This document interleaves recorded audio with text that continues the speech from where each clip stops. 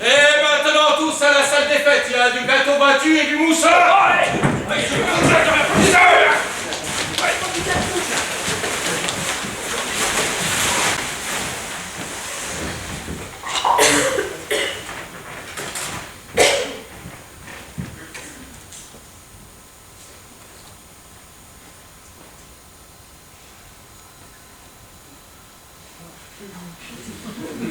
Tous vos bagages sont là, mon cher confrère. Tous, docteur Partenaire. Pop, pop, pop, pop.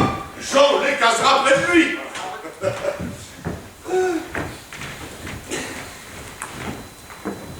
Nous tiendrons très bien tous les trois à l'arrière de la voiture.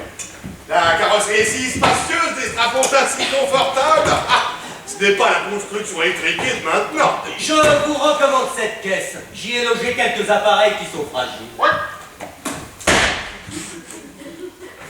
Voilà une torpédo que je regretterais longtemps si nous faisions la sottise de la vendre. Car c'est en somme une torpédo avec les avantages de l'ancien double phaéton. Ouais. Vous voyez comme vos valises se le cessent facilement. Jean ne sera pas gêné du tout. Il est même dommage que vous n'en ayez pas plus. Vous vous seriez mieux rendu compte des commodités de ma voiture. Saint-Maurice, c'est loin. 11 km. Notez que cette distance du chemin de fer est excellente pour la fidélité de la clientèle. Les malades ne vous jouent pas le tour d'aller consulter au chef-lieu. Il n'y a donc pas de diligence? Une gabarde si lamentable qu'elle donne envie de faire le chemin à pied. Ici, l'on ne peut guère se passer d'automobile. Surtout dans la profession. Oui, commencez à mettre en marche, mon ami.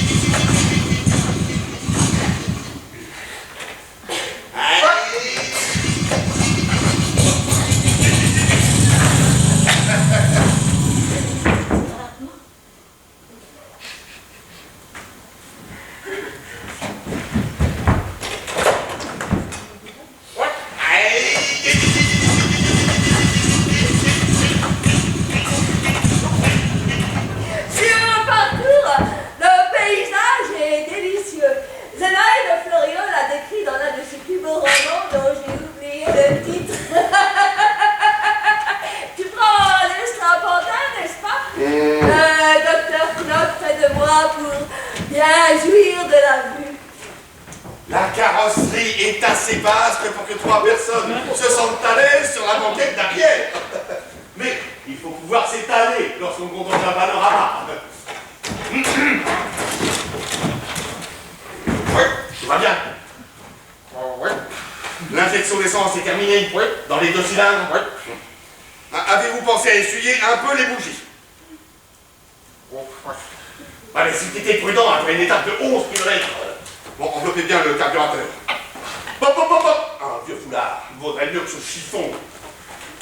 Parfait, parfait. Je m'assois, pardon, cher confrère. Pop, pop, pop, pop. Je m'assois sur ce large strapontin qui est plutôt un fauteuil pliant. La route ne cesse de s'élever jusqu'à Saint-Maurice. À pied, avec tous ces bagages, le trajet serait terrible. En auto, c'est un enchantement. Jadis, mon cher confrère, il m'arrivait de taquiner la muse. J'avais composé un sonnet de 14 vers sur les magnificences naturelles qui vont s'offrir à nous. Diable, si je me le rappelle encore. Profondeur des vallons, retraite pastorale. André, depuis quelques années, tu t'obstines à dire profondeur. C'est abîme des vallons qu'il y avait dans les premiers temps. Juste. Écoutez, cher confrère, le moteur parvient. Avec quelques tours de manuel pour appeler les gaz. Désolé, une explosion. Une autre. Oh, voilà. Nous marchons. Croyez-moi, mon cher successeur. Dès cet instant, mon successeur, vous avez fait une bonne affaire. Oui. Dès cet instant, la clientèle est à vous. Si même le long de la route, quelques patients me reconnaissant au passage, malgré la vitesse, réclament l'assistance de mon art. Je vais passer en déclarant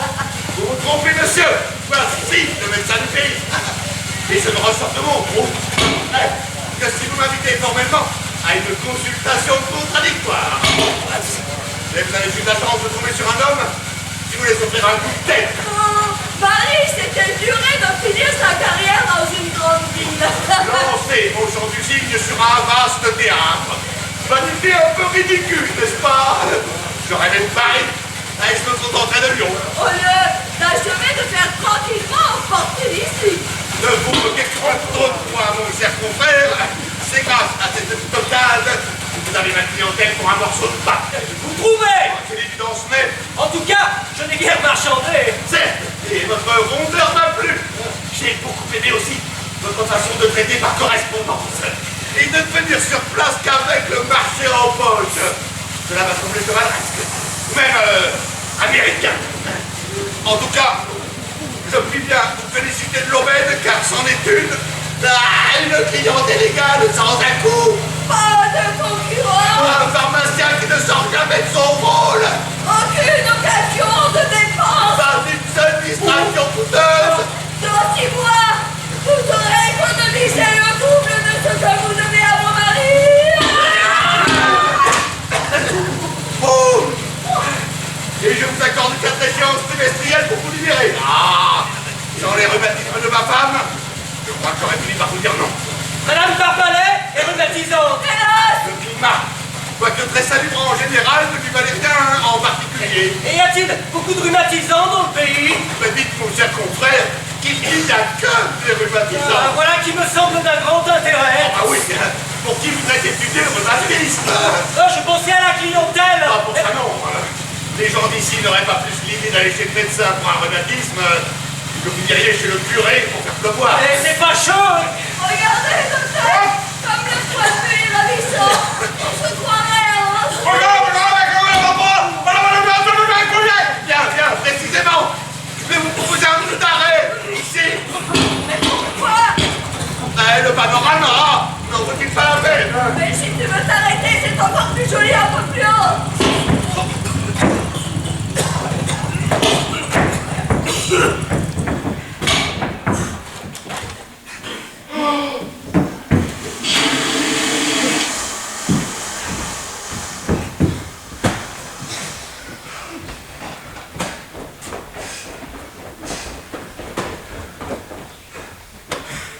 Eh bien, nous nous arrêterons aussi un peu plus haut. Nous nous arrêterons 2 fois, 3 fois, 4 fois, si le cœur nous en dit.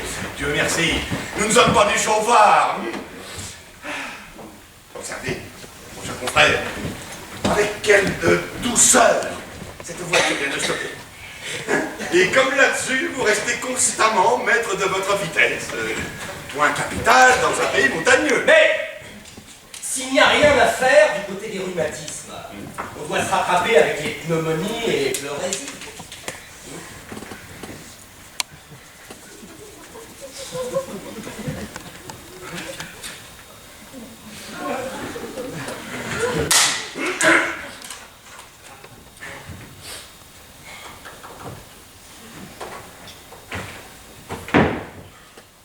Profitez donc de notre halte pour purger un peu le tuyau descente.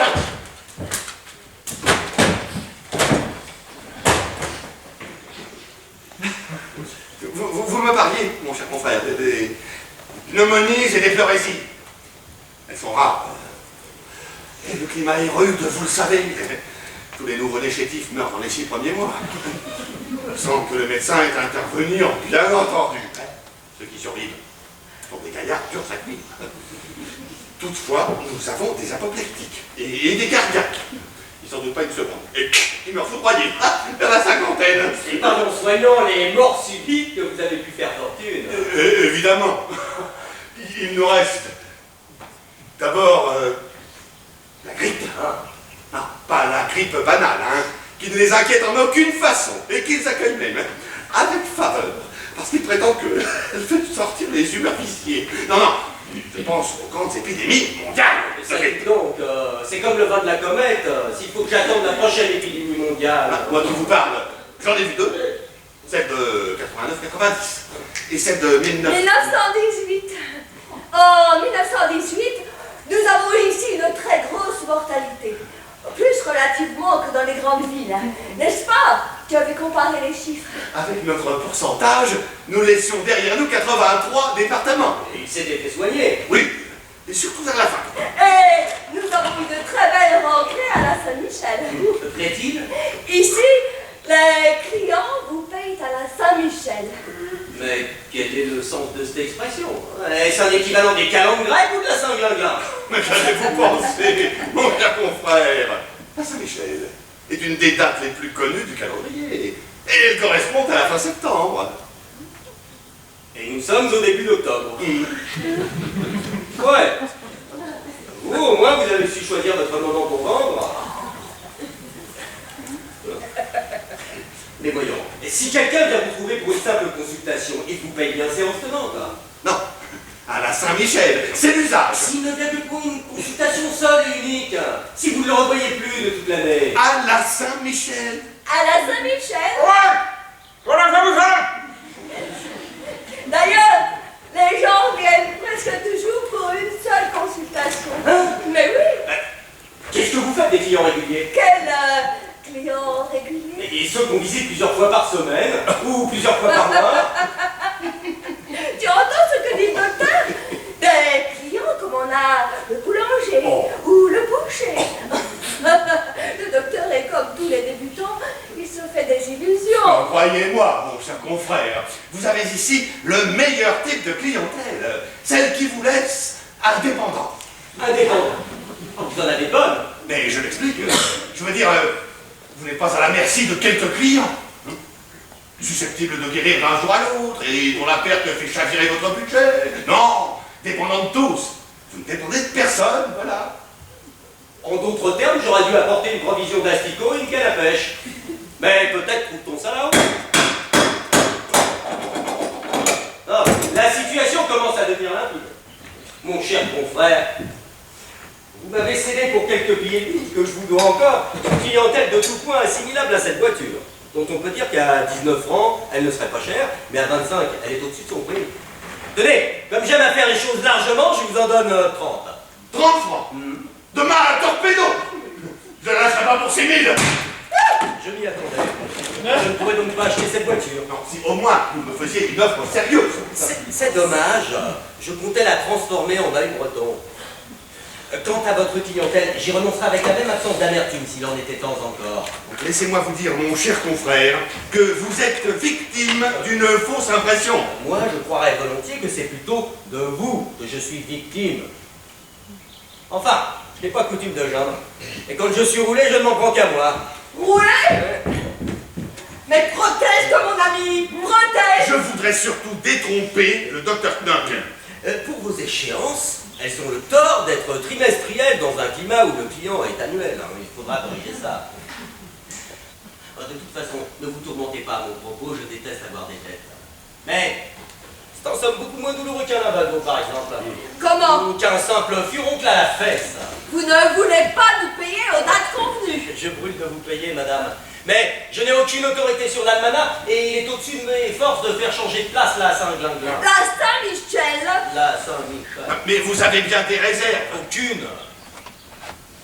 Je vis de mon travail. Ou plutôt, j'ai hâte d'en vivre. Et je déplore d'autant plus le caractère mythique de la clientèle que vous me vendez que je comptais lui appliquer des méthodes entièrement neuves.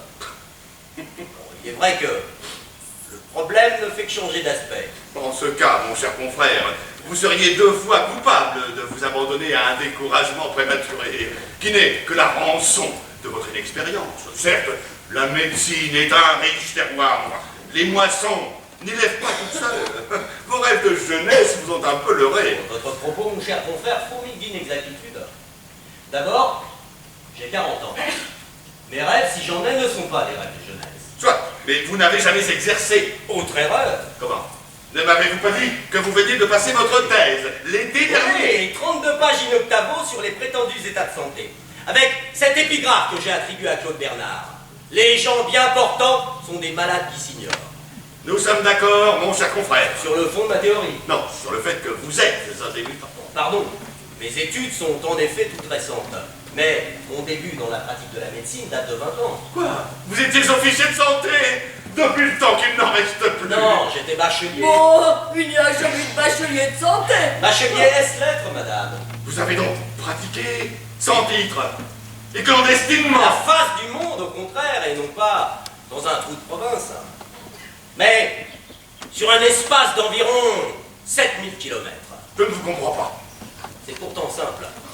Il y a une vingtaine d'années, ayant dû renoncer à l'étude des langues romanes, j'étais vendeur aux Dames de France de Marseille, rayon des cravates. Et je perds mon emploi. En me promenant sur le port, je vois annoncer qu'un vapeur de 1700 tonnes à destination des Indes demande un médecin. Le grade de docteur n'étant pas exigé. Qu'auriez-vous fait à ma place? Mais rien, sans doute. Ouais, vous n'aviez pas la vocation. Moi, je me suis présenté. Comme j'ai horreur des situations fausses, j'ai déclaré en entrant: messieurs, je pourrais vous dire que je suis docteur, mais je ne suis pas docteur.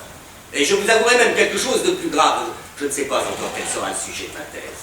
Il me répond qu'il ne tienne pas au titre de docteur et qu'il se fiche complètement de mon sujet de thèse. Je réplique aussitôt, bien que, n'étant pas docteur, je désire pour des raisons de prestige et de discipline qu'on m'appelle docteur à bord. Ils me disent que c'est tout naturel. Mais je n'en continue pas moins à leur expliquer pendant un quart d'heure les raisons qui me font vaincre mes scrupules et réclamer cette appellation de docteur à laquelle, en conscience, je n'ai pas droit. Bon, si bien qu'il nous est resté à peine 3 minutes pour régler la question des honoraires. Mais vous n'aviez réellement aucune connaissance. Entendons-nous. Depuis mon enfance, j'ai toujours lu avec passion les annonces médicales et pharmaceutiques des journaux, ainsi que les prospectus intitulés mode d'emploi que je pouvais enrouler autour des boîtes de pilules et des flacons de sirop qu'achetaient mes parents. Dès l'âge de 9 ans, je savais par cœur des tirades entières sur l'exonération imparfaite du constituant. Et encore aujourd'hui, je puis vous réciter une lettre admirable adressée en 1897 par la veuve P. de Bourges à la tisane américaine des Checkers. Voulez-vous? Merci, je vous crois. Ces textes m'ont rendu familier de bonheur avec le style de la profession. Mais surtout, ils m'ont laissé transparaître le véritable esprit et la véritable destination de la médecine. Que l'enseignement des facultés dissimule sous le fatras scientifique.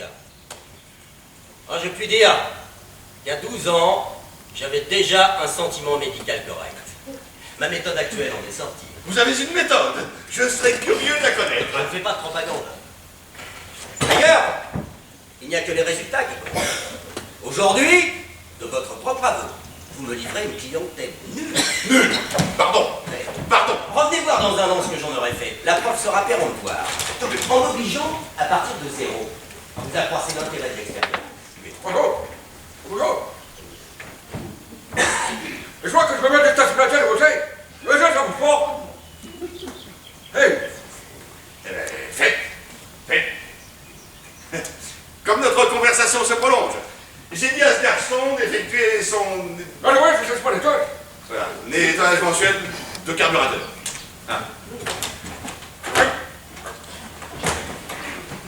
Mais, quand vous avez été sur votre bateau, comment vous en êtes-vous tiré?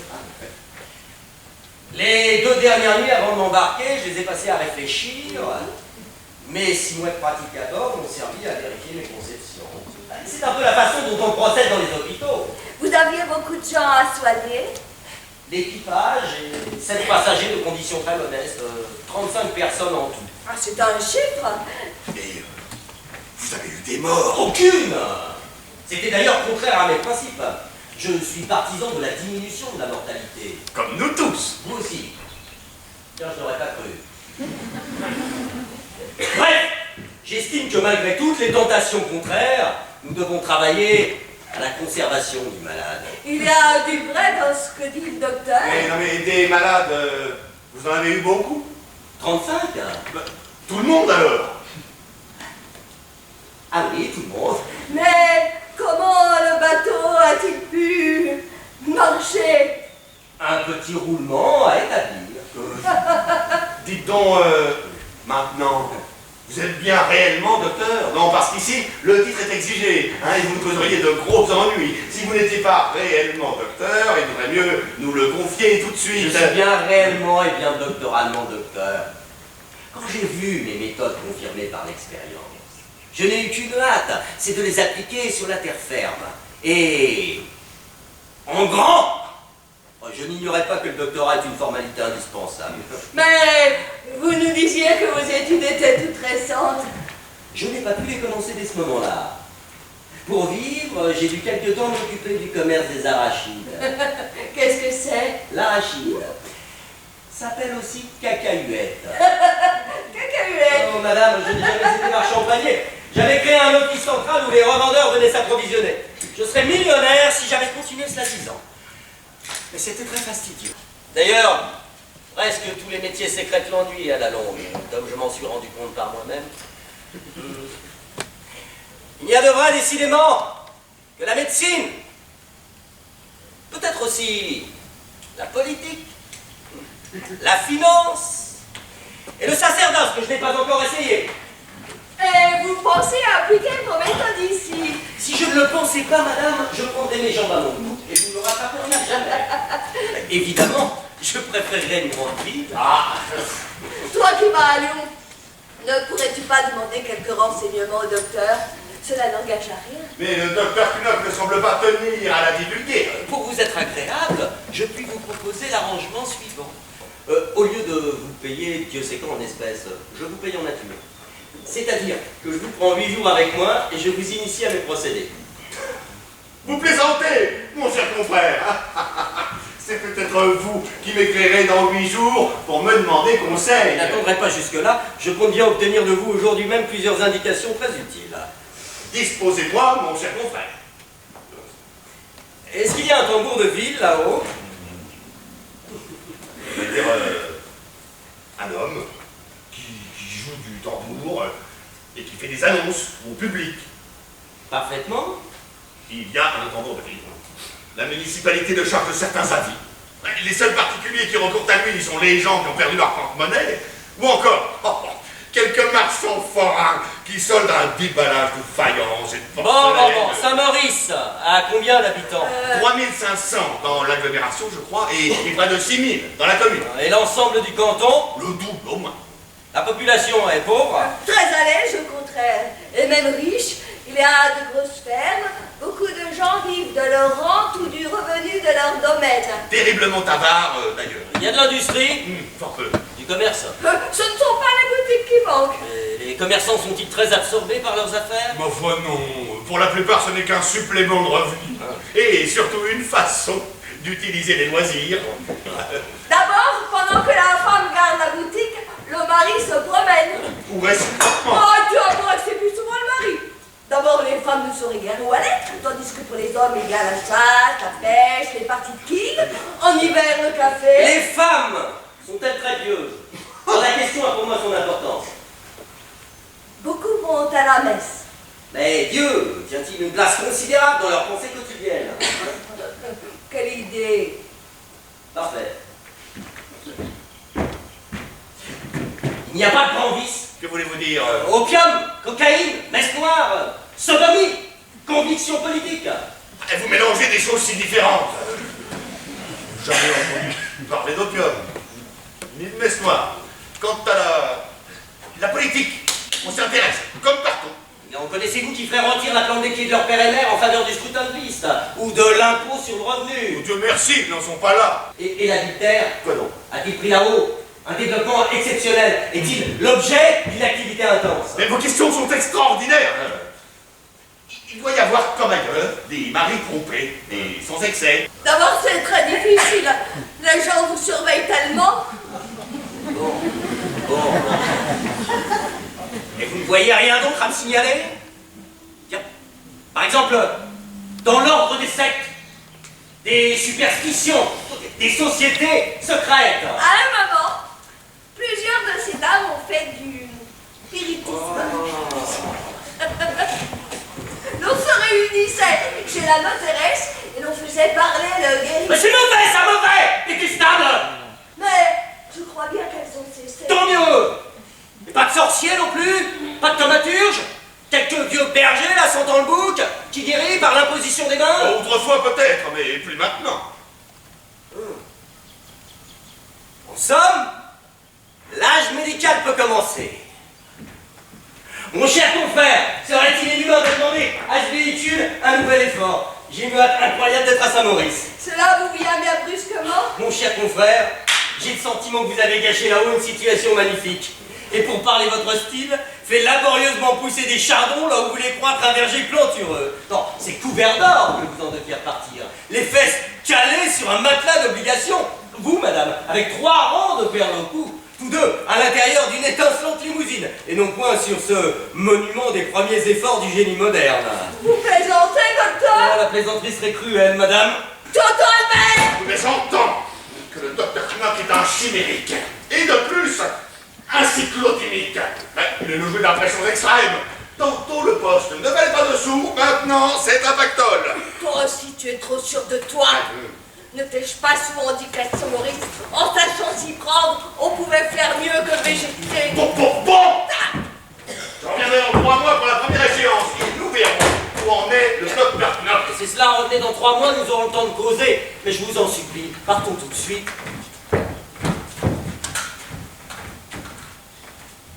Vous êtes prêts? Oh, ouais, ça va, ouais. Attends, je dis, on va le ouais. Mais comment ça? Et voilà, il y a un pouvoir. Et si on la poussait? Ouais, voyez. Ben oui, il y a 20 mètres en pleine. Je prendrai le volant et vous pousserez. Ouais. Bon, et ensuite, vous tâcherez de sauter sur le marche-pied au bon moment, n'est-ce pas?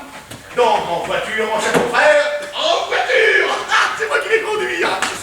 Jean, qui est un Hercule, veut s'amuser à nous mettre en marche sans le secours de la manivelle, par une espèce de démarrage qu'on pourrait appeler d'automatique! Bien que l'énergie électrique soit remplacée par cette émule, qui est de bonne nature, il est vrai. Ça y est mon chou, cette fois c'est pour nous. À nous le Pérou, loin du bayou. On s'installe en prince dans cette province. C'est là que ça commence pour nous. On va gratter rance, entrer dans la danse. La vie de château c'est pour nous. Si c'est ça ton Pérou, t'y es pas mon loup. T'es froufrou, on s'en fout, ta bagnole, je rigole. Tes amphithéâtres de breloques, toutes tes belles phrases en toc à la casse. Ça me glace, C'est la banquise, mais ma bise. je m'enlise. Tais-toi. Regarde-moi, ton Amérique au clou. Et moi, tu me mets où? C'est pas moi, t'es où? Ton biclou, c'était chou. Il m'emmenait au Pérou.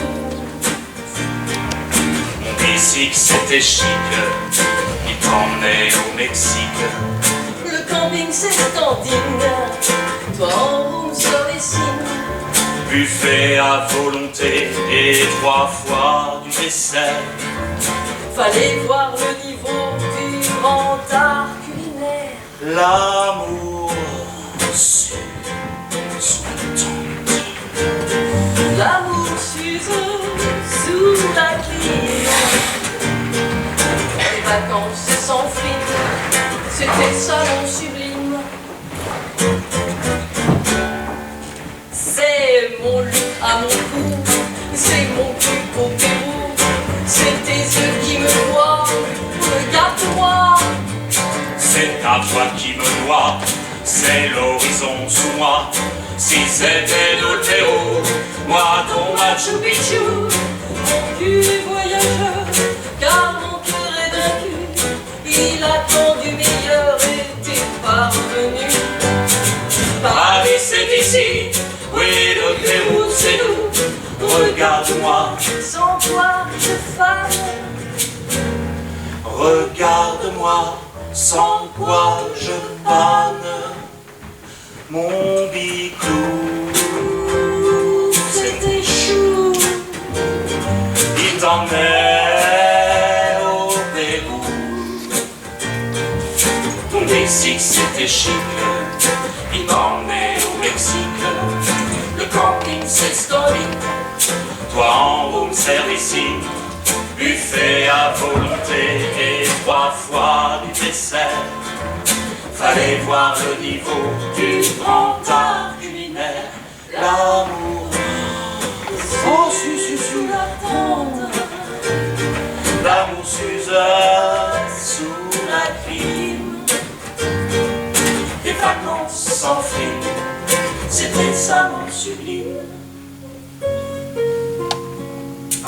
Shalala, shalala, shalala, shalala, shalala, shalala.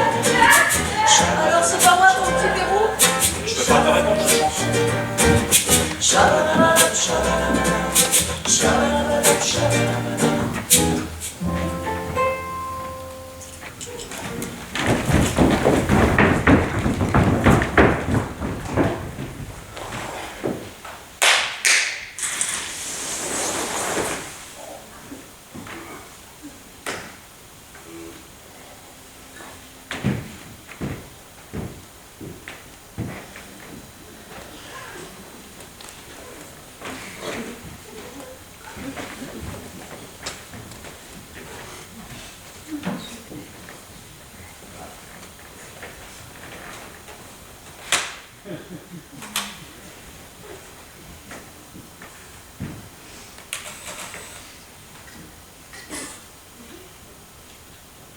C'est vous, le tambour de ville? Oui, monsieur. Appelez-moi docteur. Répondez-moi oui docteur ou non docteur. Oui, docteur. Et quand vous avez l'occasion de parler de moi au dehors, ne manquez jamais de vous exprimer ainsi. Le docteur a dit, le docteur a fait. Oh, j'y attache de l'importance.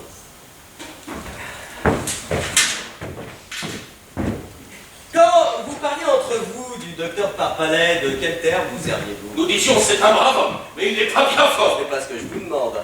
Disiez-vous le docteur? Non, monsieur Parpalais, ou le médecin, ou encore Ravachol. Pourquoi Ravachol? C'est un surnom qu'il avait, mais je n'ai jamais su pourquoi. Et vous ne le jugez pas très fort? Oh, pour moi, il était bien assez fort, pour d'autres, il paraît que non.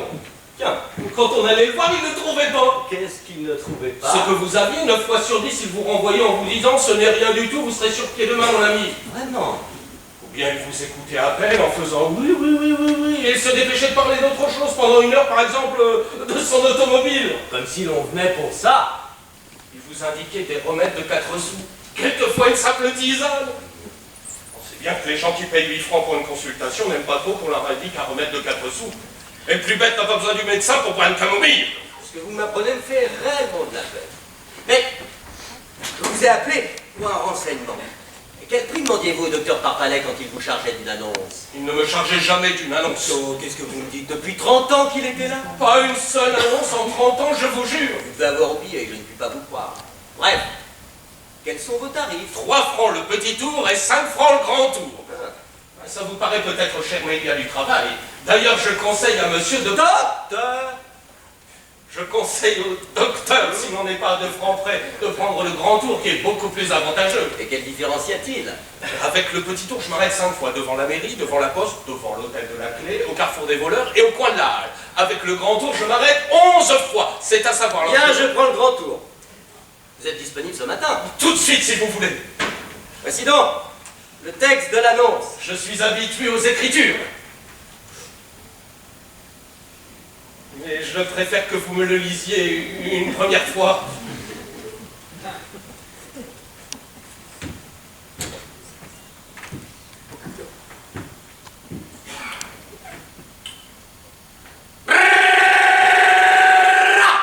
Le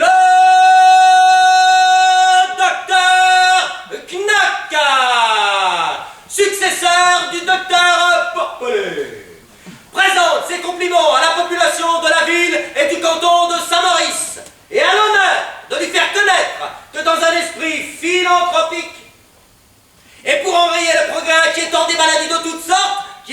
depuis quelques années nos régions, si ça libre autrefois, Ça, c'est vraiment vrai. il donnera, tous les lundis matins, de 9h30 à 11h30, une consultation entièrement gratuite, réservée aux habitants du canton. Pour les personnes étrangères au canton, la consultation restera au prix ordinaire de 8 francs. Eh bien, c'est une belle idée. Une idée qui sera appréciée. Une idée de bienfaiteur. Mais vous savez que nous sommes lundi. Si je fais l'annonce ce matin, il va vous en arriver dans 5 minutes. Ah, si vite que cela, vous croyez? Ah, et puis vous n'aviez peut-être pas pensé que le lundi est jour de marché. La moitié du canton est là. Mon annonce va tomber dans tout ce monde. Vous ne saurez plus me donner de la tête. Je tâcherai de me débrouiller. Il y a encore ceci. C'est le jour du marché que vous aviez le plus de chance d'avoir des clients. Monsieur Parpalais, n'envoyez guère que ce jour-là. Si vous les recevez gratis. Vous comprenez, mon ami, ce que je veux avant tout, c'est que les gens se soignent. Si je voulais gagner de l'argent, c'est à Paris que je m'installerais, ou à New York. Ah, vous avez mis le doigt dessus, on ne se soigne pas assez. On ne veut pas s'écouter, on se mène trop durement. Quand le mal vous tient, on se force. Autant vaudrait-il être des animaux. Je remarque, mon ami, que vous raisonnez avec une grande justesse. Oh, sûr que je raisonne. Ah, je n'ai pas l'instruction que je devrais. Mais il y en a de plus instruits qui ne m'en remontreraient pas. Monsieur le maire, pour ne pas le nommer, en sait quelque chose. Si je vous racontais qu'un jour, monsieur... Docteur, qu'un jour, monsieur le préfet, en personne, se trouvait à la mairie, dans la grande salle des mariages, et même que vous pourriez demander attestation du fait à des notabilités présentes, à monsieur le premier adjoint, pour ne pas le nommer, à monsieur Michalot, et qu'alors, monsieur le préfet a vu tout de suite à qui il avait affaire. Et que le tambour de ville était un tambour qui résonnait mieux que d'autres, qui n'étaient pas tambours, mais qui se prenaient pour quelque chose de bien plus fort qu'un tambour. Et qui est-ce qui n'a plus su quoi dire? C'est monsieur le maire. c'est l'exacte vérité, il n'y a pas un mois changé. On jurerait que vous étiez là, caché dans un petit coin. Je n'y étais pas, mon ami. Alors c'est quelqu'un qui vous l'a raconté, et quelqu'un de bien placé. Vous ne m'ôterez pas de la tête que vous en avez causé récemment avec monsieur le préfet. Donc, je compte sur vous, mon ami. Et rondement, n'est-ce pas? Je ne pourrais pas venir tout à l'heure ou j'arriverai trop tard. Est-ce que ce serait un effet de votre bonté de me donner ma consultation maintenant? Ah, oui. Mais dépêchons-nous. J'ai rendez-vous avec monsieur Bernard l'instituteur et monsieur le pharmacien Mousquet. Il faut que je les reçoive avant que les gens n'arrivent.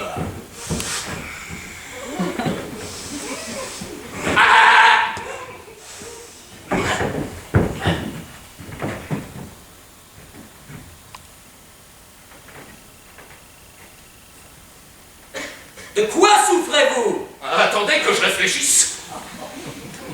Voilà, quand j'ai dîné, il y a des fois que je me sens une espèce de démangeaison ici. Ça me chatouille. Ou plutôt, ça me gratouille. Attention! Ne confondons pas! Est-ce que ça vous chatouille ou est-ce que ça vous gratouille? Ça me gratouille. Mais ça me chatouille bien un peu aussi. Désignez-moi exactement l'endroit. Par ici. Par ici? Où ça, par ici? Là, ou peut-être là.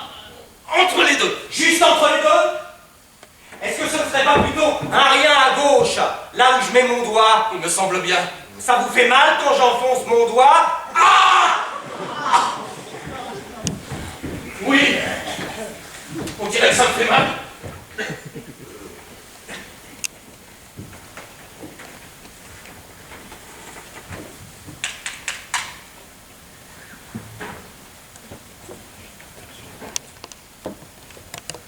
Est-ce que ça ne vous gratouille pas davantage quand vous avez mangé de la tête de veau à la vinaigrette? Je n'en mange jamais. Mais il me semble que si j'en mangeais, effectivement, ça me gratouillerait plus. Ah, très important. Quel âge avez-vous? 51, non mais 52. Non, plus près de 52 ou de 51? Plus près de 52, je les aurais fin novembre.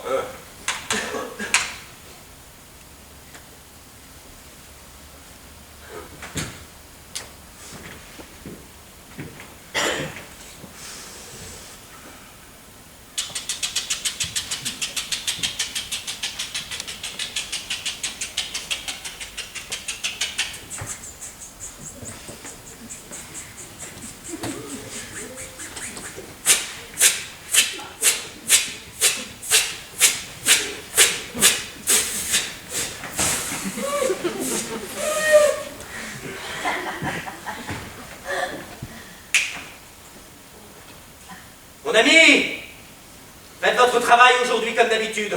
Ce soir, couchez-vous de bonne heure. Demain matin, gardez le lit. Je passerai vous voir. Pour vous, mes visites seront gratuites, mais ne le dites pas, c'est une faveur. Vous êtes trop bon, docteur. Mais c'est donc grave ce que j'ai. Ce n'est peut-être pas encore très grave, mais il était temps de vous soigner. Vous fumez? Non, Hein? je chic. Défense absolue de chiquer. Vous aimez le vin? J'en bois raisonnablement. Plus une goutte de vin. Vous êtes marié? Oui, docteur. Sagesse totale de ce côté-là. Je puis manger. Bon, aujourd'hui, comme vous travaillez, prenez un peu de potage. Demain, nous en viendrons à des restrictions plus sérieuses. Pour l'instant, tenez-vous-en à ce que je vous ai dit. Vous ne croyez pas qu'il faudrait mieux que je me couche tout de suite? Je me sens réellement pas à mon aise. Calmez-vous-en bien. Dans votre cas, il est mauvais d'aller se mettre au lit entre le lever et le coucher du soleil. Faites vos annonces comme si de rien n'était. Et attendez tranquillement jusqu'à ce soir. Bonjour, monsieur Bernard. Si on t'abordait.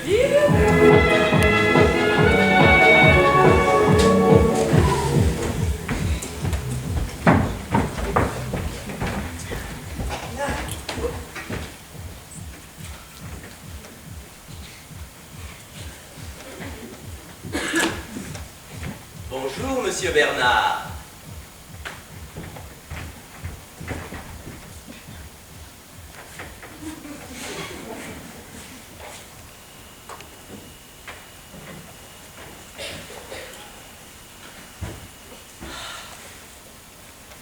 Je ne vous ai pas trop dérangé en vous priant de venir à cette heure-ci. Hein? Mon adjoint surveille la récréation. J'étais impatient de m'entretenir avec vous. Nous avons tant de choses à faire ensemble et de si urgentes. Ce n'est pas moi qui laisserai s'interrompre la collaboration si précieuse que vous accordiez à mon prédécesseur. Collaboration. Remarquez que je ne suis pas homme à imposer mes idées, ni à faire table rase de ce qu'on a édifié avant moi. Au début, c'est vous qui serez mon guide. Je ne vois pas bien. Ne touchons à rien pour le moment. Nous améliorerons par la suite, s'il y a lieu. Mais je... Et qu'il s'agisse de la propagande, ou des causeries populaires, ou de nos petites réunions à nous, vos procédés seront les miens. Vos heures seront les miennes. C'est que, docteur, je crains de ne pas bien saisir ce à quoi vous faites allusion. Je veux dire tout simplement que je désire maintenir intacte la liaison avec vous, même pendant ma période d'installation. Il doit y avoir quelque chose qui m'échappe. Voyons, vous étiez bien en relation constante avec le docteur Parpalet. Ah, je le rencontrais de temps en temps à l'estaminet de l'hôtel de la Clé. Il nous arrivait de faire un billard. Ce n'est pas de ces relations-là que je veux parler. Mais nous n'en avions pas d'autres. Eh, comment vous étiez-vous réparti l'enseignement populaire de l'hygiène? L'œuvre de propagande dans les familles? Que sais-je, moi? Les 1000 besognes que le médecin et l'instituteur ne peuvent faire que d'accord. Nous ne nous étions rien répartis du tout. Ah! Vous aviez préféré agir chacun isolément. Mais c'est bien plus simple. Nous n'y avons jamais pensé ni l'un ni l'autre. C'est la première fois qu'il est question d'une chose pareille à Saint-Maurice. Si je n'entendais pas de votre bouche, je vous assure que je n'en croirais rien. Bien, je suis désolé de vous causer cette déception, mais ce n'est pas moi qui pouvais prendre une initiative de ce genre-là, vous l'admettrez, même si j'en avais une idée. Et même si le travail de l'école me laissait un petit peu plus de loisirs. Évidemment, vous attendiez un appel qui n'est pas venu. Chaque fois qu'on m'a demandé un service, j'ai tâché de rendre. Je le sais, monsieur Bernard, je le sais. Voilà donc une malheureuse population qui est entièrement abandonnée à elle-même au point de vue hygiénique et prophylactique. Dame.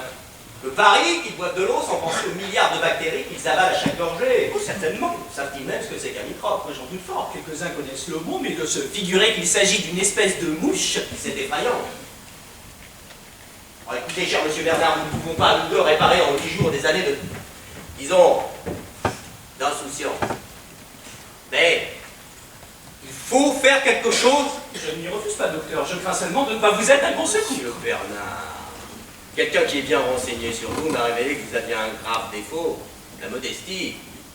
Vous êtes le seul à ignorer que vous possédez ici une autorité morale et une influence personnelle peu commune. Non, je vous demande pardon d'avoir à vous le dire. Rien de sérieux ici ne se fera sans vous. Vous exagérez, docteur. C'est entendu, je puis soigner sans vous mes malades.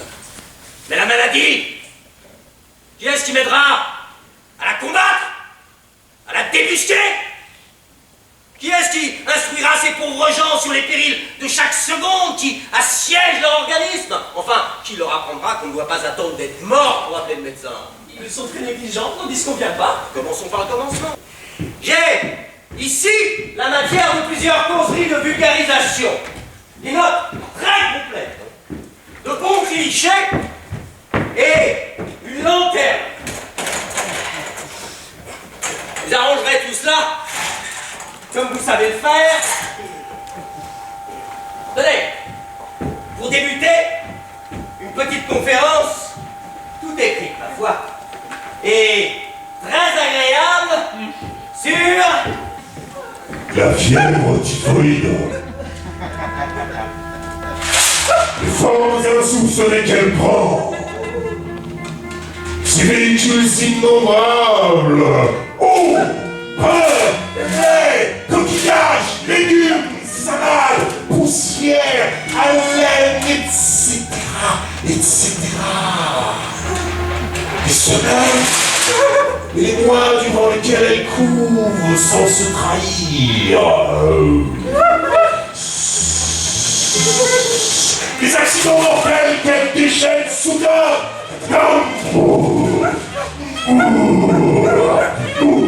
Les complications redoutables qu'elle charrie à sa suite. Le tout agrémenté de jolies vues. Bacilles formidablement grossis. Détails d'excréments typiques. Ganglions infectés. Perforation d'intestin. des bancs noirs, en couleur, des roses, des marrons, des jaunes et des blancs verdâtres que vous imaginez.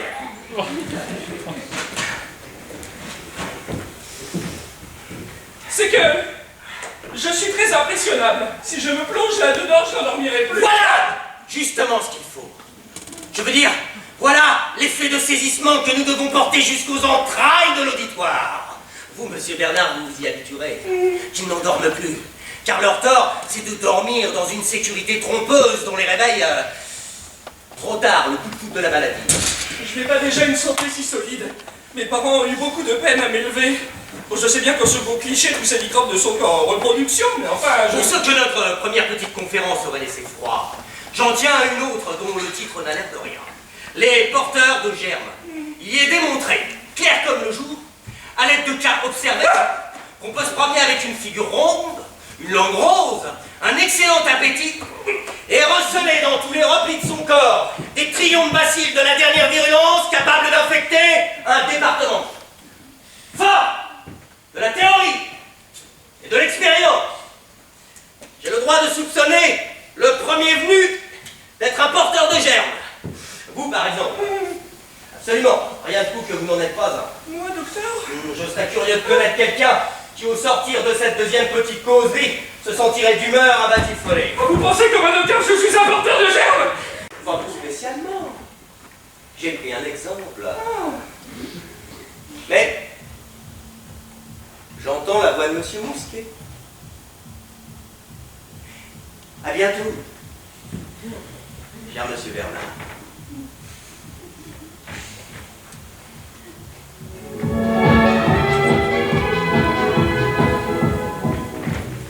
Et merci de votre adhésion, dont je ne doutais pas.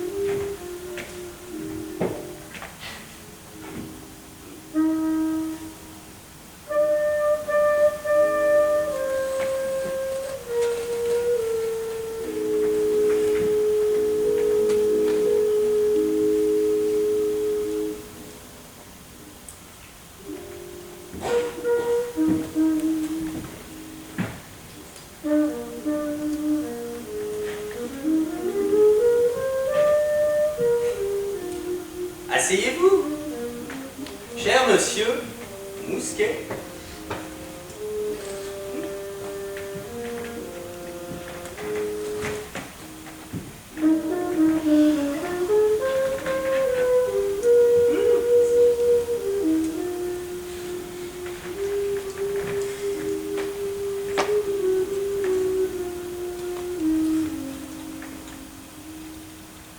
Hier, j'ai eu à peine le temps de jeter un coup d'œil sur l'intérieur de votre pharmacie. Mais il n'en faut pas davantage pour constater l'excellence de votre installation. L'ordre méticuleux qui y règne et le modernisme du moindre détail. Docteur, vous êtes trop indulgent. C'est une chose qui me tient au cœur. Pour moi, le médecin qui ne peut pas s'appuyer sur un pharmacien de premier ordre est un général qui va à la bataille sans artillerie. Je suis heureux de voir que vous appréciez l'importance de la profession. Et moi de me dire qu'une organisation comme la vôtre trouve certainement sa récompense. Et que vous vous faites bien dans l'année un minimum de 25 000. Le bénéfice. Ah, mon Dieu, si je m'en faisais seulement la moitié. Cher monsieur Mousquet, vous avez en face de vous non point un agent du fisc, mais un ami. Et j'ose dire, un collègue.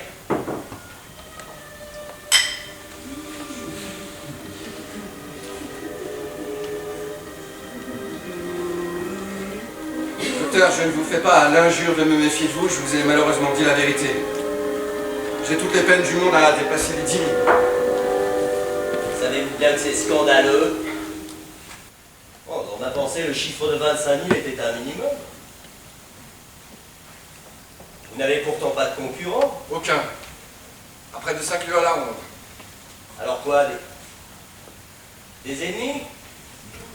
Non, je ne m'en connais pas. Mais jadis, vous n'auriez pas eu d'histoire fâcheuse. Une distraction.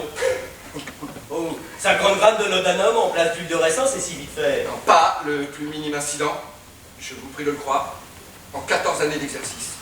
Alors, j'aurais pu y former d'autres hypothèses. Mon prédécesseur aurait-il été au-dessus de sa tâche? C'est une affaire de point de vue. Encore une fois, cher monsieur Mousquet, nous sommes strictement entre nous. Le docteur Parpalais est un excellent homme. Nous avions les meilleures relations privées. Mais on ne ferait pas un gros volume avec le recueil de ses ordonnances.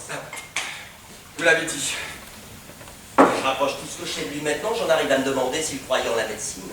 Dans les débuts, je faisais loyalement mon possible. Dès que les gens se plaignaient à moi et que ça me paraissait un peu grave, je les lui envoyais. Et ben bonsoir. Je les voyais plus revenir. Ce que vous me dites n'affecte plus que je ne voudrais. Enfin, nous avons, cher monsieur Mousquet, deux des plus beaux métiers qu'on connaisse. N'est-ce pas une honte que de les faire peu à peu déchoir du haut degré de prospérité et de puissance où nos devanciers les avaient mis? Non, le mot de sabotage me vient au lèvres. Oui, certes. Et toute question d'argent à part. Il y a conscience à se laisser glisser ainsi au-dessous du ferblantier et l'épicier.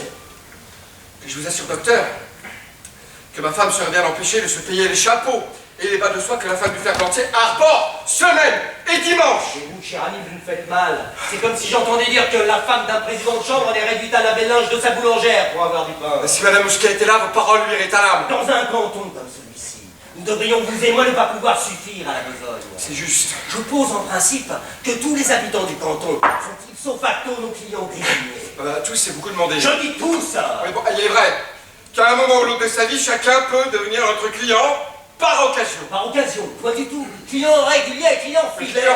Client fidèle, mais encore faut-il qu'il tombe malade. Tomber malade, vieille notion qui ne tient plus devant les données de la science actuelle. La santé n'est qu'un mot, qu'il n'y aurait aucun inconvénient à rayer de notre vocabulaire. Pour ma part, je ne connais que des gens plus ou moins atteints de maladies plus ou moins nombreuses, évolution plus ou moins rapide. Ah, naturellement, si vous allez leur dire qu'ils se portent bien, ils ne demandent qu'à vous croire. Mais vous les trompez. Notre seule excuse, c'est que vous ayez déjà trop de malades à soigner pour en prendre de nouveaux. En tout cas, c'est une très belle théorie. Une théorie profondément moderne, monsieur Mousquet, réfléchissez-y. Et toute proche parente de l'admirabilité de la nation armée qui fait la force de nos États.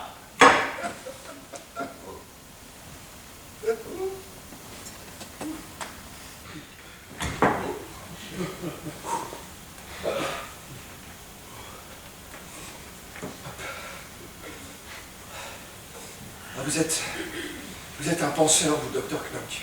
Et les matérialistes auront beau soutenir le contraire, eh bien la pensée mène le monde.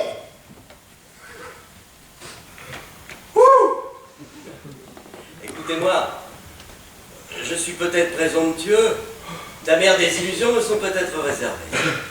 Mais si dans un an, jour pour jour, vous n'avez pas gagné les 25 000 francs nets qui vous sont dus, si Madame Moustier n'a pas les robes, les chapeaux et les bas que sa condition exige, je vous autorise à venir me faire une scène ici, et je tendrai les 2 jours pour que vous m'y déposiez chacun un soufflet. Oh, docteur, je serais un ingrat si je ne vous remerciais pas avec effusion, et un misérable si je ne vous aidais pas de tout mon pouvoir. Bien. Bien. Comptez sur moi. Comme je compte sur vous.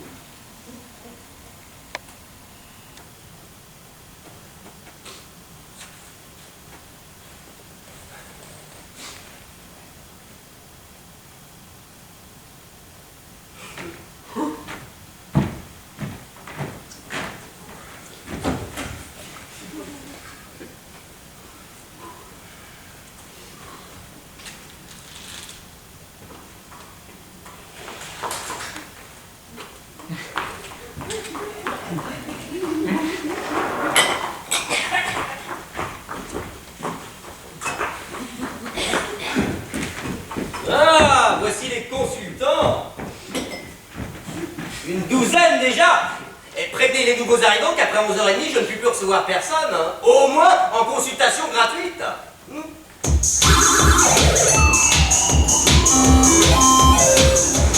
Eh, vous avez dit non là?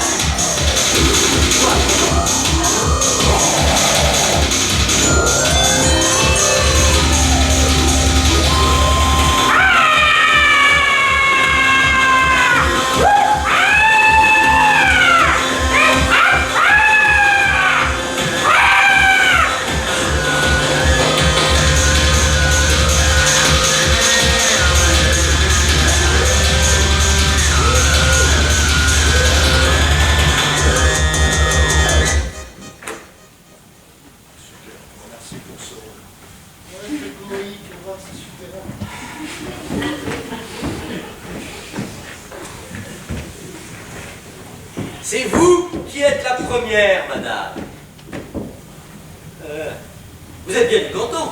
Je suis de la commune. De Saint-Maurice même? J'habite la grande ferme qui est sur la route de Luchère. Elle vous appartient? Oui, à mon mari et à moi. Si vous l'exploitez vous-même, vous devez avoir beaucoup de travail. Vous pensez, monsieur, 18 vaches, 2 bœufs, 2 taureaux, la jument et le poulain, 6 chèvres, une bonne douzaine de cochons, sans compter la basse-cour. Diable, vous n'avez pas de domestique? Dame, si, 3 valets et une servante, et les journaliers dans la belle saison. Ouais, je vous plains. Il ne doit guère vous rester de temps pour vous soigner. Oh, non, Et pourtant, vous souffrez. ce n'est pas le mot. J'ai plutôt de la fatigue. Oui, vous appelez ça de la fatigue. Vous tirez la langue? Vous ne devez pas avoir beaucoup d'appétit. Vous êtes constipé. Oui, assez. Baissez la tête, respirez, toussez.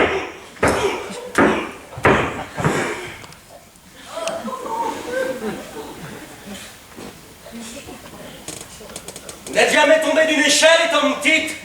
Je ne me souviens pas.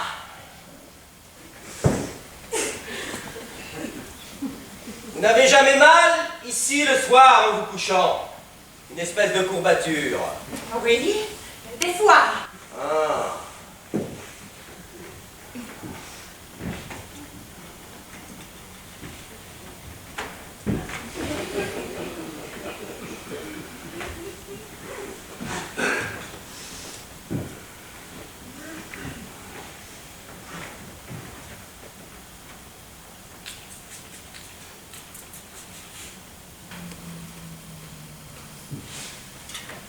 Essayez de vous rappeler. Ça peut être une grande échelle. Ça se peut bien. C'était une échelle d'environ 3,50 m posée contre un mur. Vous êtes tombé à la renverse. C'est la fesse gauche, heureusement, qui a porté. Ah, oui? Vous aviez déjà consulté le docteur Parpalais? Non, jamais. Pourquoi? Il ne donnait pas de consultation gratuite. Vous vous rendez compte de votre état? Non. Tant mieux. Vous avez envie de guérir ou vous n'avez pas envie? J'ai envie. J'aime mieux vous dire tout de suite que ce sera très long et très coûteux. Oh, mon Dieu. Mais pourquoi ça? Parce qu'on ne guérit pas en 5 minutes un mal qu'on traite depuis 40 ans. Depuis 40 ans? Oui. Depuis que vous êtes tombé de votre échelle. Et combien ça coûterait? Qu'est-ce que valent les veaux actuellement? Ça dépend des marchés et de la grosseur. Mais on ne peut guère en avoir de propre à moins de 4 ou 500 francs.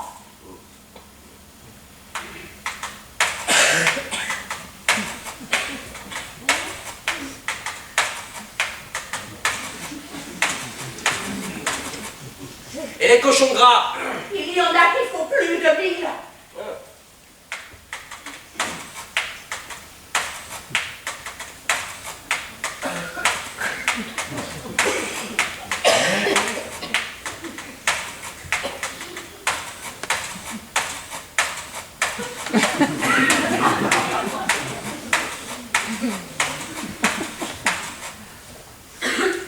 Eh ben ça vous coûtera à peu près 2 cochons et 2 veaux. Ah là là, près de 3000 francs. Mais c'est une désolation, Jésus-Marie. Si vous aimez mieux faire un pèlerinage, je vous en empêche Oh, pas. pèlerinage, ça revient cher aussi. Mais ça ne réussit pas souvent. Mais qu'est-ce que je peux donc avoir de si terrible que ça, hein? Bon, je vais vous l'expliquer. En 1 minute.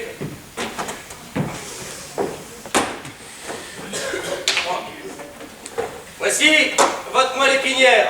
Bon, on coupe très schématiquement, n'est-ce pas? Vous reconnaissez ici votre faisceau de turc et ici votre colonne de Clark. Oh, vous me suivez? Alors, quand vous êtes tombé de l'échelle, votre turc et votre Clark ont glissé en sens inverse de quelques dixièmes de millimètres. Vous me direz c'est très peu, mais c'est très mal placé. Et puis, vous avez ici un tiraillement continu qui s'exerce sur les multivolaires. Oh mon Dieu, mon Dieu. Remarquez que vous ne mourrez pas du jour au lendemain, vous pouvez attendre. Ah ben, j'ai bien eu du malheur de tomber de cette échelle. Je me demande même s'il vaut mieux pas laisser les choses comme elles sont. Bon, l'argent est si dur à gagner. Tandis que les années de vieillesse, on en a toujours bien assez pour le plaisir qu'elles donnent. Et en faisant ça plus grossièrement, vous ne pourriez pas bien dire à moins cher, à condition que ce soit bien fait tout de même. Bon, ce que je puis vous proposer, c'est de vous mettre en observation. Ça vous coûtera presque quelques jours. Vous vous rendrez compte par vous-même de la tournure que prendra le mal, et vous vous déciderez. Oui, c'est ça. Bon.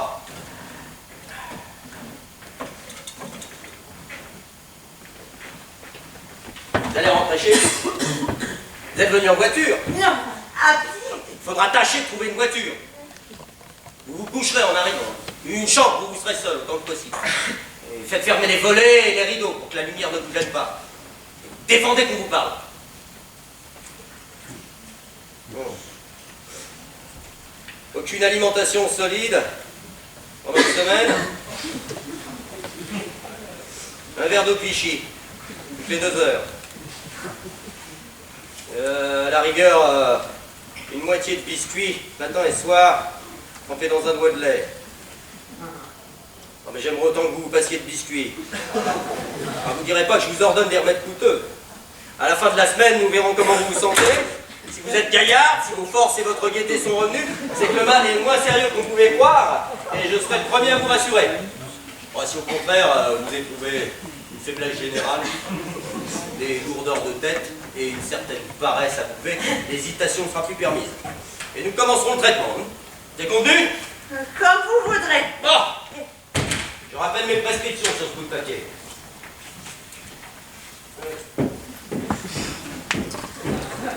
Et j'irai vous voir bientôt.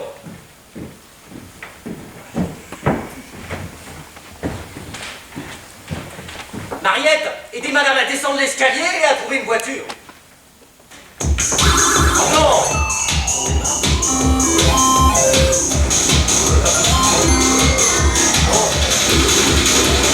Alors c'est bon.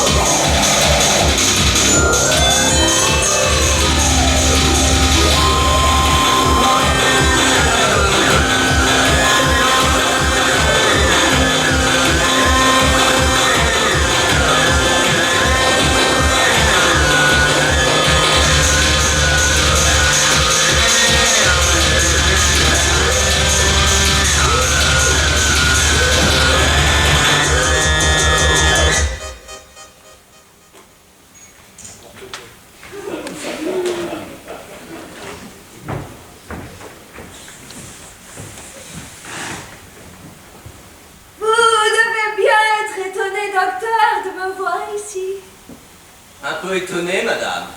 Qu'une dame pense, les demoiselles Lampoumas viennent à une consultation gratuite, c'est en effet assez extraordinaire. C'est surtout flatteur pour moi. Vous dites sans doute que c'est là un des jolis résultats du gâchis actuel, et que, tandis qu'une quantité de malotrus et de marchands de cochons roulent carrosse et sablent le champagne avec des actrices, une demoiselle Lampoumas, dont la famille remonte sans interruption jusqu'au XIIIe siècle et qui a possédé jadis la moitié du pays et qui a des alliances avec toute la noblesse et la haute bourgeoisie du département, on est réduite à en faire la queue avec les pauvres et pauvresses de Saint-Maurice. Avouez, docteur, qu'on a vu mieux. Hélas, oui, madame. Je ne vous dirai pas que mes revenus soient restés ce qu'ils étaient autrefois, ni que j'ai conservé la maisonnette de 6 domestiques et l'écurie de 4 chevaux qui étaient de règle dans la famille jusqu'à la mort de mon oncle. J'ai même dû vendre l'an dernier un domaine de 160 hectares, la Michouille, qui me venait de ma grand-mère maternelle.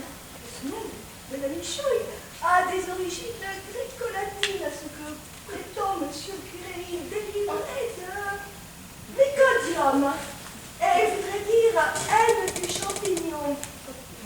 Pour cette raison qu'on n'aurait jamais trouvé un seul champignon dans ce domaine, comme si le sol en avait horreur. Vous ne sauriez croire quel tourment me donne la gestion de mes 4 sous. Je me dis parfois qu'il me faudrait d'autres soucis pour chasser celui-là. Docteur, la nature humaine est une pauvre chose. Il est écrit que nous ne pouvons déloger un tourment qu'à condition d'en installer un autre à la place. Mais au moins trouve-t-on quelque répit à en changer. Je voudrais ne plus penser toute la journée à mes locataires, à mes fermiers, à mes titres. Je ne puis pourtant pas, à mon âge, courir les aventures amoureuses, ni entreprendre un voyage autour du monde. Mais vous attendez sans doute que je vous explique pourquoi je n'ai que à votre consultation gratuite.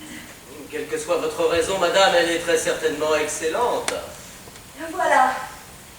Je trouve que vous avez eu là, docteur, une belle et noble inspiration, mais je connais les gens. J'ai pensé, ils n'en ont pas l'habitude, ils n'iront pas. Et ce monsieur en sera pour sa générosité.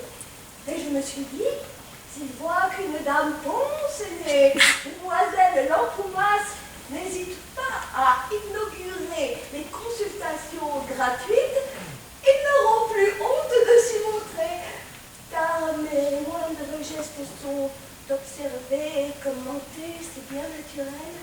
Votre démarche est très louable, madame. Et je vous en remercie. Je suis enchantée, docteur, d'avoir fait votre connaissance.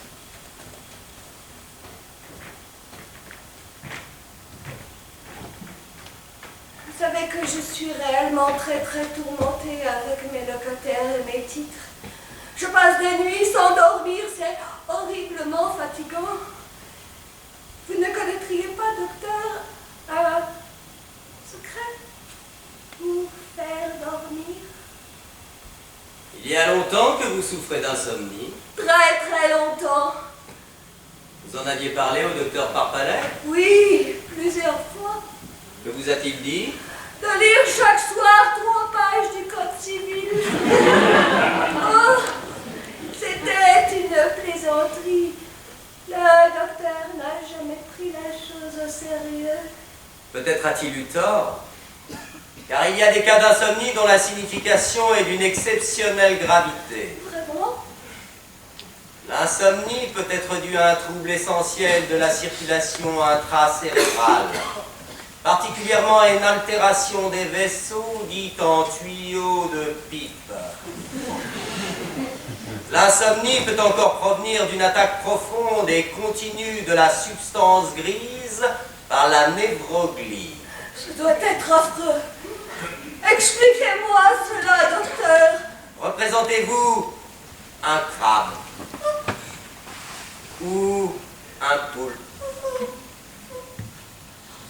ou une gigantesque araignée en train de vous grignoter, de vous suçoter, de vous déchiqueter doucement la cervelle. Ah, mon Dieu, il y a de quoi s'évanouir d'horreur. Voilà certainement ce que je dois voir.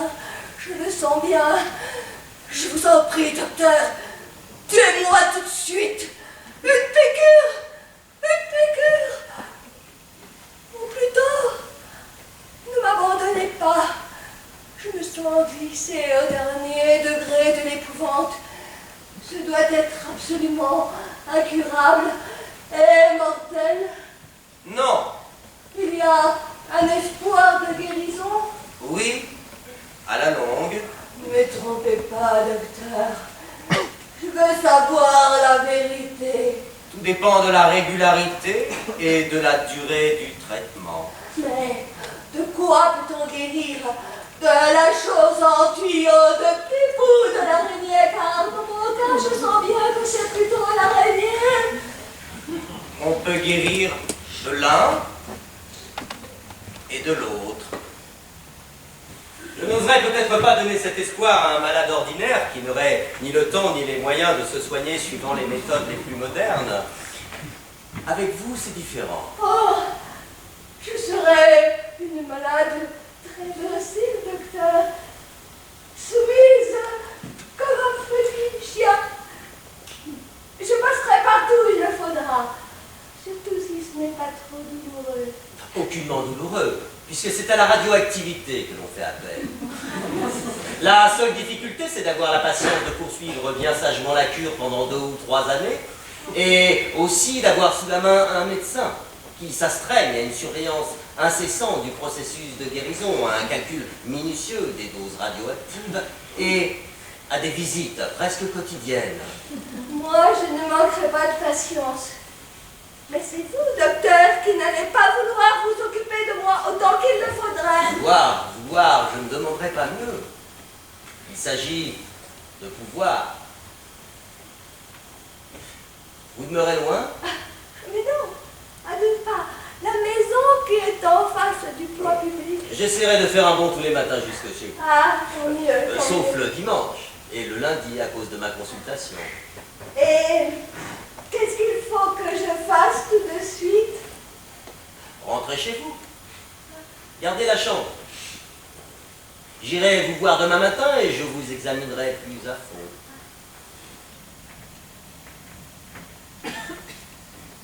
Je n'ai pas de médicaments à prendre aujourd'hui.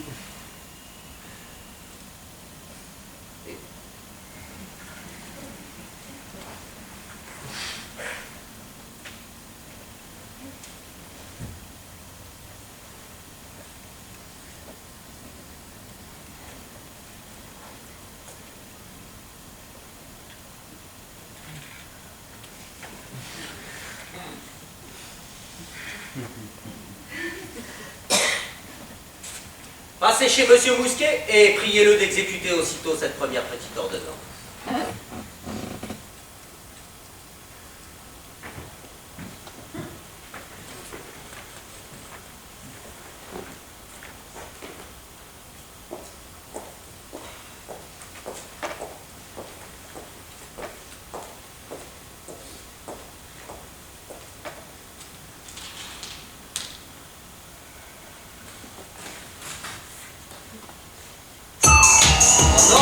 Non!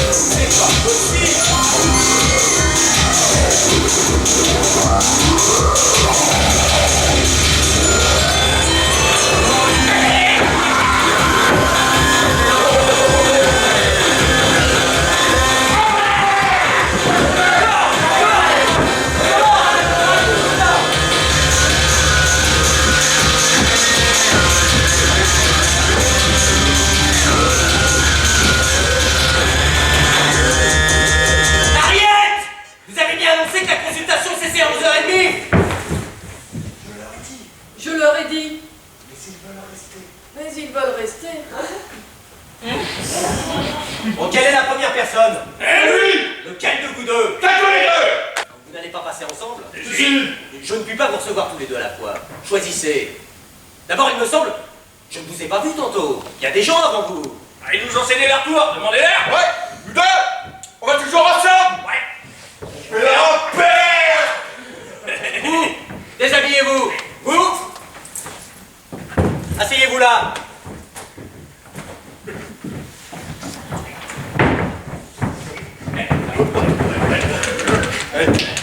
Assez.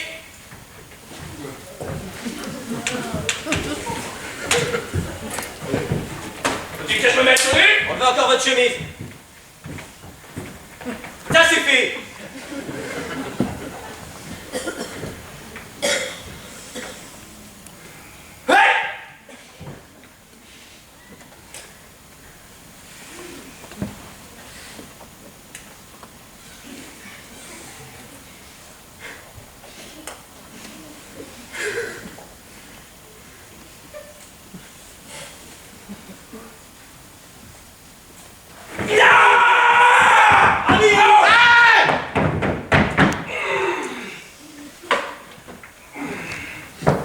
Vous avez encore votre père? Non, il est mort. De mort subite? Oui. C'est ça. Vous devez pas être vieux. Non, 49 ans. Si vieux que ça. Bon. Je vais vous montrer dans quel état sont vos principaux organes. Voilà, les reins d'un homme ordinaire.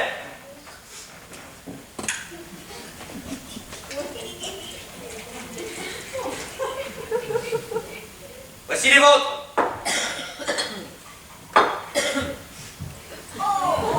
Voici votre foie. Voici votre cœur. Mais chez vous, le cœur est déjà plus abîmé. Il faudrait peut-être que je cesse de boire. Faites comme vous voudrez. Est-ce qu'il y a des remèdes à prendre? Ce n'est guère la peine. À vous, maintenant. Voilà! Monsieur le docteur! Moi, je me porte bien, monsieur le docteur! Qu'est-ce que vous en savez? Ben, gardez, monsieur le docteur! Alors pourquoi vous êtes venu? Pour accompagner mon camarade! Il n'est pas assez grand pour venir tout seul. Non, non! Alors, déshabillez-vous. Non, non, monsieur le docteur! Pas aujourd'hui!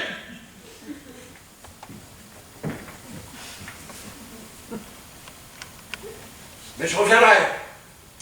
Monsieur le docteur!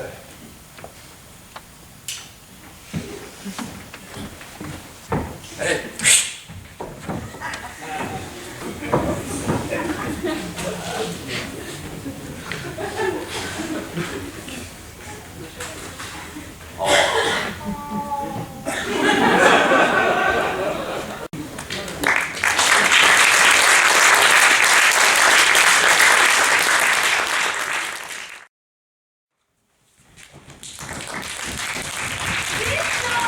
La voiture est arrivée! Oui, madame! On disait que la route était coupée par la neige. Ah, 15 minutes de retard! À qui sont ces bagages? Ah, une dame de Livron qui vient consulter! Nous n'attendions que pour ce soir. Erreur, la dame de ce soir vient de Saint-Marcelin! Et cette valise? À Ravachol! Comment monsieur Parpalais est ici? À 50 mètres derrière Mais moi! qu'est-ce qu'il vient faire? Pas reprendre sa place, bien sûr. Consulter probable! Mais il n'y a que le 9 et le 14 de disponible. Je garde le 9 pour la dame de Saint-Marcelin. Je mets la dame de Livron au 14. Pourquoi n'avez-vous pas dit à Ravachol qu'il ne restait rien? J'ai pas envie de me faire engueuler! Et vous ne montez même pas les bagages de cette dame. Mais la bonne, elle enfile des perles! You! Y'a personne? Madame Rémy! Silvio! Ah! Oh, je suis curieux. Oh! Voilà toujours ma valise. Silvio! Monsieur, vous demandez Bah, je voudrais bien voir la patronne. pourquoi, monsieur? Pour qu'elle m'indique ma chambre. Mais j'ignorais qu'il y avait eu ici un médecin avant le docteur Knock. Vous m'excuserez, monsieur. La patronne a sûrement venir. Il faut que je termine la stérilisation de mes têtes d'oreiller.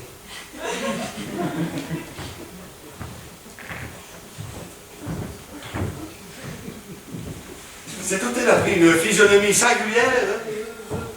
Il est encore là. Erreur, monsieur Parpalet. Nous nous apprécions autant que quiconque. Et bien qu'on n'aime pas à gaspiller son argent, on n'hésite pas à se payer le nécessaire. Vous, monsieur Parpalet, vous êtes au paysan d'autrefois, qui étaient en 4, et qui aurait mieux aimé perdre un œil et une jambe que d'acheter 3 francs de médicaments. Les choses ont changé. Dieu merci. Oui, mais enfin, si les gens en ont assez d'être bien portants, et s'ils veulent s'offrir le luxe d'être malades, ils auraient tort de se gêner. C'est d'ailleurs tout bénéfice pour le médecin. En tout cas, personne ne vous laissera dire que le docteur Knock est intéressé. C'est lui qui a créé les consultations gratuites que nous n'avions jamais connues ici. Pour les visites, il fait payer les personnes qui en ont les moyens. Ah oui, autrement ce serait malheureux. Mais il n'accepte rien des indigents.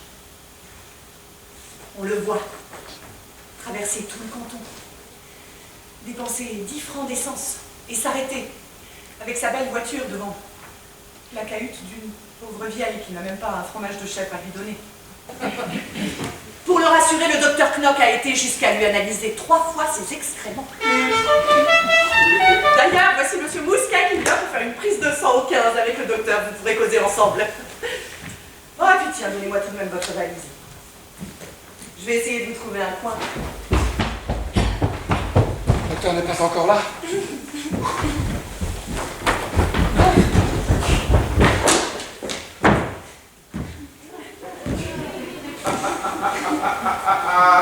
C'est le docteur Parpalet! Mais c'est un revenant, ma foi! Il y a si longtemps que vous nous avez quittés! Oh, longtemps, mais non, pas 3 mois. Non, c'est vrai! 3 mois! Ça me semble prodigieux! Bref, le Pérou. Bah, oh! Hey, il est certain que j'ai qu'un supplément de chiffre d'affaires! Et je suis loin de le déplorer! Mais il y a d'autres satisfactions que celle-là. Vous savez, moi, mon cher docteur Parpalet, j'aime mon métier, j'aime à me sentir utile. Et je trouve plus de plaisir à tirer le collier qu'à ronger mon frein. Oh, simple question de tempérament. Bah, voici le docteur. Messieurs! Oh! Bonjour! Docteur Parpalet! Vous ne m'accusez plus maintenant de vous avoir roulé. Hein. L'intention y était bien, mon cher confrère. Ah, vous ne nierez pas que je vous ai cédé le poste.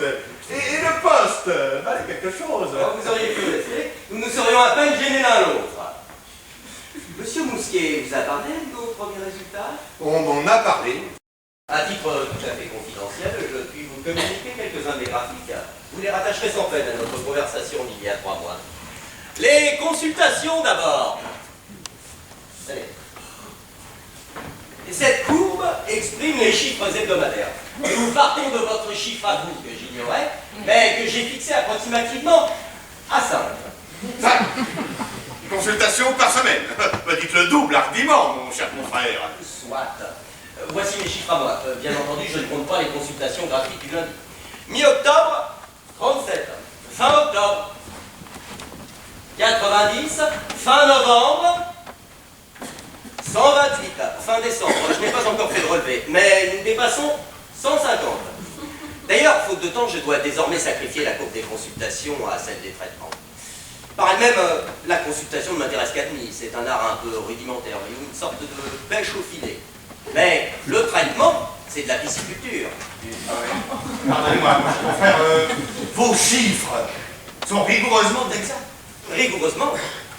En une semaine, il a pu se trouver dans le canton de Saint-Maurice 150 personnes qui se soient dérangées de chez elles pour venir faire queue en payant à la porte du médecin. On ne les y a pas amenés de force, ni par une contrainte quelconque. Il n'y a fallu ni les gendarmes, ni la troupe. C'est inexplicable. Passons à la courbe des traitements. Début d'octobre, c'est la situation que vous me laissiez. Malade en traitement régulier à domicile, 0, n'est-ce pas? Oui, oui. Fin octobre, 32. Fin novembre, 121. Fin décembre, notre chiffre se tient entre 245 et 250. J'ai l'impression que vous abusez de ma crédulité. Moi, je ne trouve pas cela énorme. N'oubliez pas que le canton comprend 2853 foyers, et là-dessus, 1500 de revenus réels qui dépassent 12 000 francs. Mais quelle est donc cette histoire de revenus? Venez. Venez.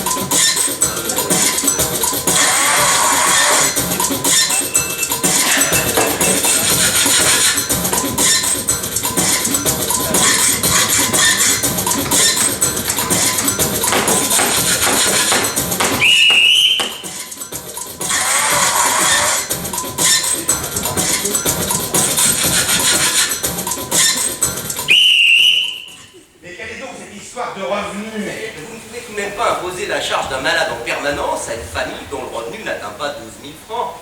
Ce serait abusif, et pour les autres non plus. Alors, l'on ne saurait prévoir un régime uniforme. J'ai 4 échelons de traitement.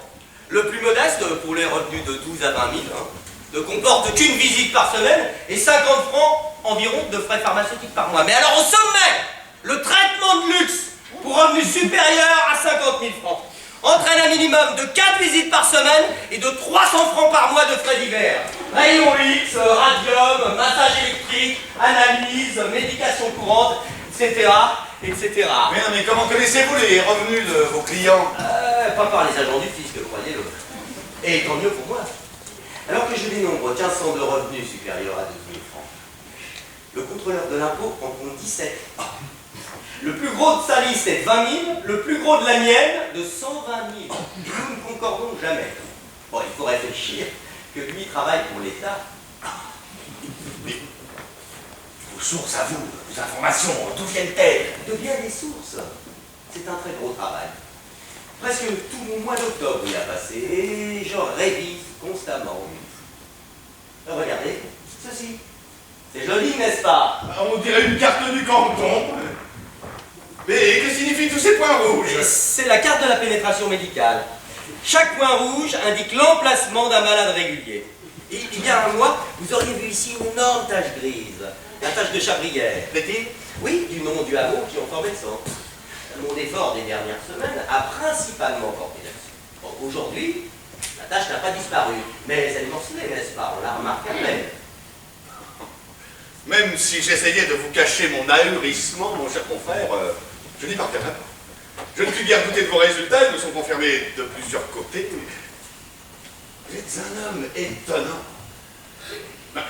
D'autres que moi se retiendraient peut-être de vous le dire, ils le penseraient, ou alors ils ne seraient pas des médecins, mais me permettez-vous de me poser une question, tout? Je vous en prie. Si je possédais votre méthode, si je l'avais bien en main comme vous, s'il ne me restait qu'à la pratiquer, oui, est-ce que je n'éprouverais pas un scrupule? Non, répondez-moi. Mais c'est à vous de répondre, il me semble. Notez que je ne tranche rien, je soulève un point excessivement délicat. Je voudrais vous comprendre mieux. Vous allez dire que je donne dans le rigorisme et que je coupe les cheveux en 4, mais est-ce que dans votre méthode, l'intérêt du malade n'est pas un peu subordonné à l'intérêt du médecin? Docteur Parpalet, vous oubliez qu'il y a un intérêt supérieur à ces deux-là. Lequel? Celui de la médecine. C'est le seul dont je me préoccupe. Ouais. Vous me donnez un canton peuplé de quelques milliers d'individus neutres, indéterminés. Mon rôle, c'est de les déterminer. de les amener à l'existence médicale. Bref, je les mets au lit et je regarde ce qui va pouvoir en sortir. Un tuberculeux, un névropathe, un artériosclérose, on voudra que quelqu'un. Rien ne m'agace comme cet être ni chair ni poisson que vous appelez un homme bien important. Ah, vous ne pouvez cependant pas mettre tout un canton au lit. Cela se discuterait.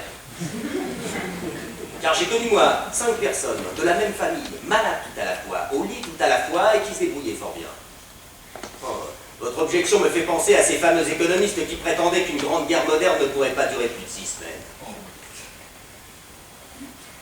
La vérité, c'est que nous manquons tous d'audace. Que personne, pas même moi, n'osera aller jusqu'au bout et mettre toute une population au lit. Pour voir. Pour voir. Mais, soit, je vous accorderai qu'il faut des gens bien portants, ne serait-ce que pour soigner les autres, ou former à l'arrière des malades en activité une espèce de réserve. Or, ce que je n'aime pas, c'est que la santé prenne des airs de provocation. Car alors, vous avouez, c'est excessif. Nous fermons les yeux sur un certain nombre de cas, nous laissons à un certain nombre de gens leur masque de prospérité, mais s'ils viennent ensuite se pavaner devant nous, nous faire la nique, je me fâche. Quand c'est arrivé ici, pour M. Raphaël. Ah, le colosse, celui qui se vante de porter sa belle-mère à bras tendus. Oui, il m'a défié près de 3 mois. Mais ça y est, Quoi? il est au lit. Ces vantardises commençaient à affaiblir l'esprit médical de la population. Mais il subsiste cependant une sérieuse difficulté. Laquelle? Vous ne pensez qu'à la médecine. Mais le reste. Ne craignez-vous pas qu'en généralisant l'application de vos méthodes, on amène un certain ralentissement des autres activités sociales, dont plusieurs sont malgré tout intéressantes? Ça ne me regarde pas. Moi, je fais de la médecine. Il est vrai que lorsqu'il construit sa ligne de chemin de fer, l'ingénieur ne se demande pas ce qu'en pense le médecin de campagne. Parbleu. Regardez un peu ici, docteur Parbalet. Vous connaissez la vue qu'on a de cette fenêtre. Entre 2 parties de billard, jadis, vous n'avez pu manquer d'y prendre garde. C'est un paysage rude, à peine humain que vous contempliez. Aujourd'hui, je vous le donne tout imprégné de médecine, animé et parcouru par le feu souterrain de notre art. Voilà, la première fois que je me suis planté ici, au lendemain de mon arrivée, je n'étais pas trop fier. Je sentais que ma présence ne pesait pas lourd. Ce vaste terroir se passait insolemment de moi et de mes pareils. Mais maintenant, j'ai autant d'aise à trouver ici qu'à son clavier, l'organiste des grandes orgues.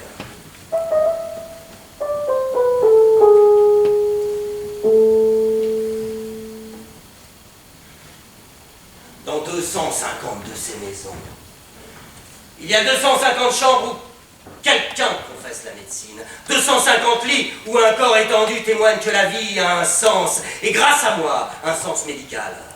La nuit, c'est encore plus beau, car il y a les lumières, et presque toutes les lumières sont à moi. Les non-malades dorment dans les ténèbres, ils sont supprimés. Mais les malades ont gardé leur veilleuse ou leur lampe. Tout ce qui reste en marge de la médecine, la nuit m'en débarrasse, m'en dérobe l'agacement et le défi. Le canton fait place à une sorte de firmament dont je suis le créateur continuel. Et je ne vous parle pas des cloches. Songez que pour tout ce monde, leur premier office est de rappeler mes prescriptions, qu'elles sont la voix de mes ordonnances. Songez que dans quelques instants, il va sonner 10 heures, et que pour tous mes malades, 10 heures, c'est la 2e prise de température rectale, et que dans quelques instants, 250 thermomètres vont pénétrer à la fois. Oh, mon cher confrère, j'ai quelque chose à vous proposer. Quoi? Un homme comme vous n'est pas à sa place dans un chef-lieu de canton. Il vous faut une grande ville. Je l'aurai tôt ou tard. Attention, vous êtes juste à l'apogée de vos forces. Dans quelques années, elles déclineront déjà, croyez-en, mon expérience. Alors, vous ne devriez pas attendre. vous avez une situation à m'indiquer? La mienne, je vous la donne. Je ne peux pas mieux vous prouver mon admiration. Oui.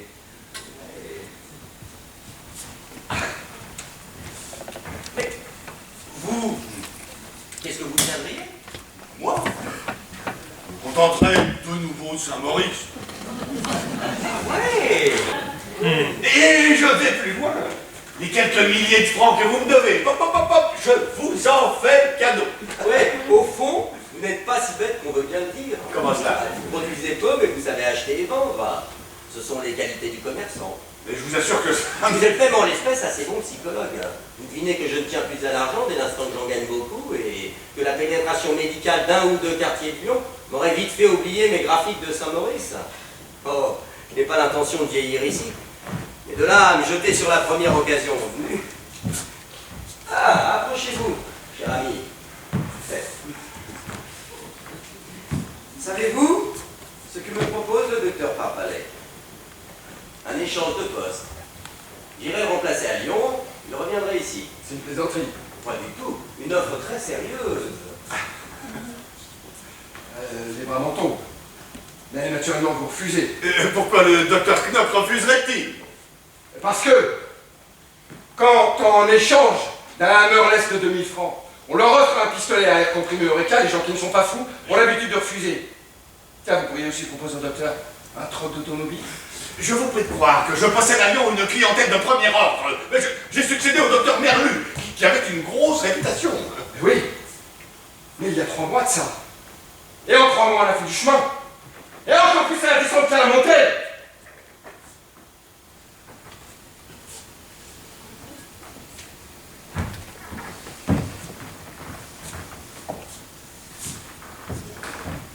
D'abord, mon cher docteur Parpalet, la population de Saint-Maurice n'acceptera jamais. Mais qu'elle avoir là-dedans. Nous ne lui demanderons pas son avis. Elle vous le donnera. Je ne vous dis pas qu'elle fera des barricades, ce n'est pas la mode du pays. Hein. Nous manquons de pavés. Mais elle pourrait vous remettre sur la route de Lyon. Ah, d'ailleurs, vous allez en juger. Madame Rémy, apprenez une bonne nouvelle. Le docteur Knock nous quitte et le docteur Parpalet revient. Ah! Oh mais non! Ah mais non, moi je me dis que ça ne se fera pas! Ou alors il faudra qu'il vous enlève de nuit en aéroplane, parce que j'avertirai les gens et on vous laissera pas partir! On vous crèvera les pneus! Ouais! Mais quant à vous, monsieur Parpalet, si c'est pour ça que vous êtes venu, je suis au regret de vous dire que je ne dispose plus d'une seule chambre. Et quoi que nous soyons le 4 janvier, vous serez dans l'obligation de coucher dehors! Ouais. Ah.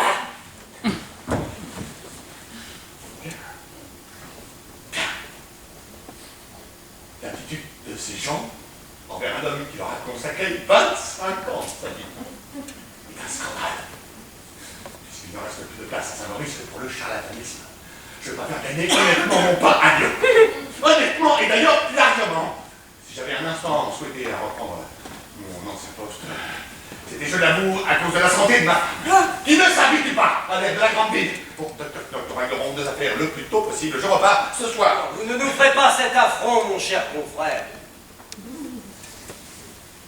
Madame Rémy, dans la surprise d'une nouvelle, d'ailleurs inexacte, n'a pu garder le contrôle de son langage. Vous voyez, Madame Rémy a retrouvé sa bienveillance naturelle. Et ses yeux n'expriment plus que la gratitude que partage toute la population de Saint-Maurice pour vos 25 années d'apostolat silencieux. Sûrement, monsieur Parpalet a toujours été un très brave homme. Et il tenait sa place aussi bien qu'un autre. Tant que nous pouvions nous passer de médecin, ouais. Ce n'était ennuyeux que lorsqu'il y avait épidémie, car vous ne me direz pas qu'un vrai médecin aurait laissé mourir tout ce monde au temps de la grippe espagnole. Un vrai médecin? Mais quelle chose il faut s'entendre dire. Alors vous croyez, madame Louis, qu'un vrai médecin peut combattre l'épidémie mondiale? Ouais. À peu près comme une guerre de champêtre peut combattre un tremblement de terre. Ouais. Attendez la prochaine. Et vous verrez si le docteur Schnock Le docteur Knock! Écoutez, monsieur Parpalet, je ne discuterai pas d'automobile avec vous, parce que je n'y entends rien. Mais je commence à savoir ce que c'est qu'un malade. Eh bien, je puis vous dire que dans une population où tous les gens chétifs sont déjà au lit, on l'attend de pied ferme de votre épidémie mondiale. Ce qu'il y a de terrible, comme l'expliquait l'autre jour encore monsieur Bernard à la conférence, c'est un coup de tonnerre dans un ciel Bleu. Un coup de tonnerre dans un ciel bleu. Un ciel bleu.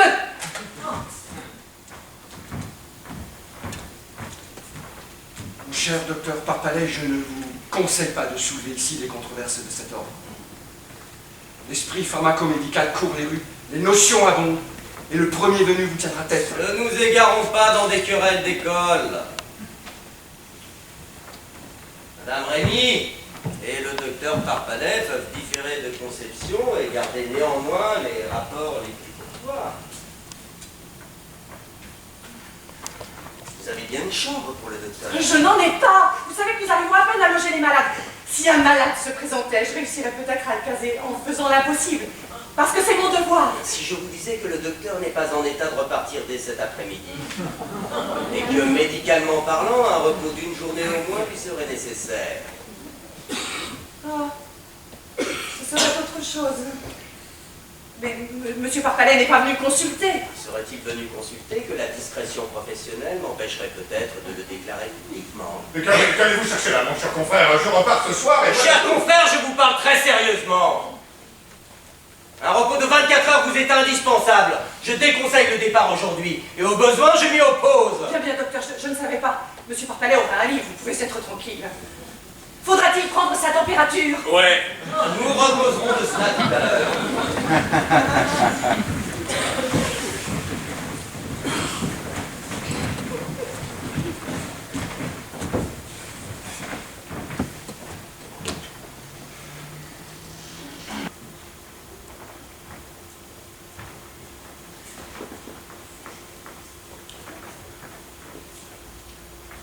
Je vous laisse, monsieur. J'ai cassé une aiguille, je vais en prendre une autre à la pharmacie.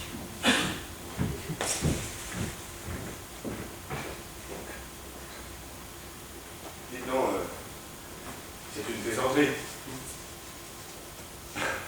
Bon, merci. De toute façon, ça ne m'amusait guère de recommencer ce soir même 8 heures de voyage. Je n'ai plus 20 ans. Et je m'en aperçois.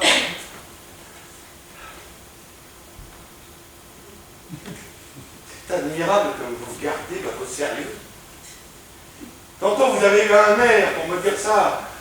J'avais bon savoir que c'était une plaisanterie, hein, et connaître les ficelles du métier, oui, un air et un œil. Comme si vous m'aviez scruté jusqu'au fond des organes. Ah, c'est très fort. Que voulez-vous? Cela se fait un peu malgré moi. Dès que je suis en présence de quelqu'un, je ne puis pas empêcher qu'un diagnostic s'ébauche en moi, même si c'est parfaitement inutile et hors de propos. À ce point que depuis quelque temps, j'évite de me regarder dans la glace. Mais un diagnostic, que voulez-vous dire? Un diagnostic de fantaisie ou bien? Comment de fantaisie? Je vous dis que malgré moi, quand je rencontre un visage, mon regard se jette sans même que j'y pense sur un tas de petits signes imperceptibles.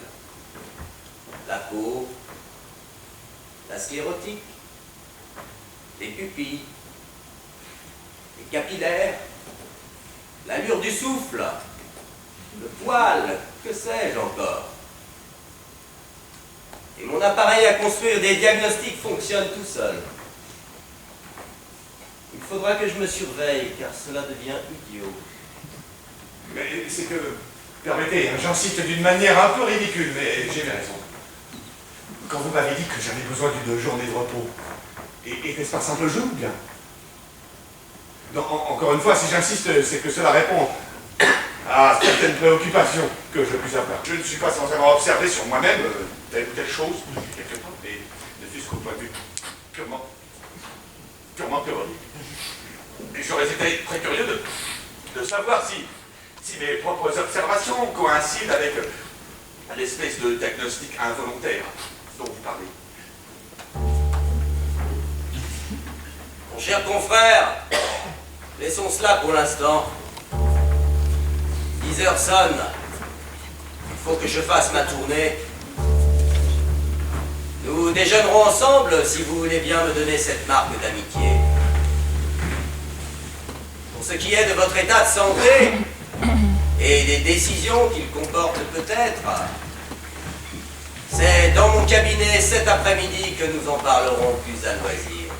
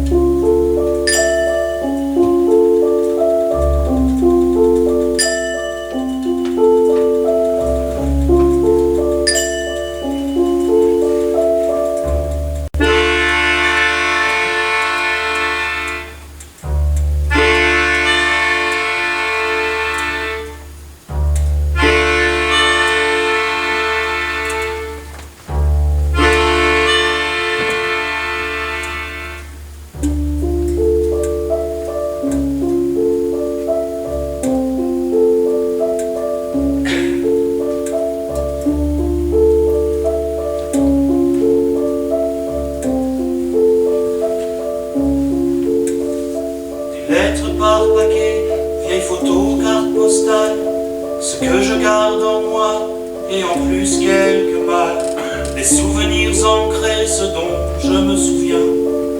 C'est ici quelque part, mais où je ne sais plus bien. La famille, les copains, il y en a encore un peu. Les collègues de travail préparent leur pot d'adieu. Les proches, les amis, faut le dire et s'y faire. Pour tous les réunir, faut dîner au cimetière.